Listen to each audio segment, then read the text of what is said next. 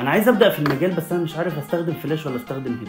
الموضوع ملوش علاقه انت بتشتغل بايه، ما تعقدوش الدنيا عشان تبداوا تشتغلوا. بعد كده بقى نبقى نشوف هيد ولا فلاش ولا نسا لابساني اسنان وتمرجي خد بنصيحتي تدور واجري. نسا لابساني اسنان وتمرجي خد بنصيحتي تدور واجري. انا عايز ابدا في المجال بس انا مش عارف استخدم فلاش ولا استخدم هيد. استخدم اللي معاك، استخدم اللي تعرف توفره وتبدا بيه. بمعنى متاح معاك هيد اشتغل بيه، متاح معاك فلاش اشتغل بيه، الاثنين تقدر تطلع بيهم كواليتي صور حلو جدا. انا اشتغلت فتره كبيره بفلاشات وبعديها اشتغلت بهدات وفلاشات وبعديها بقيت بشتغل بهدات واوقات بستخدم فلاشات. الموضوع ملوش علاقه انت بتشتغل بايه، الموضوع انت عارف تستخدمه ولا لا. كل حاجه تقدر تطلع بيها كواليتي حلو طالما انت فاهم هتوزع اضاءتك وتستخدم الحاجات المتاحه معاك ازاي.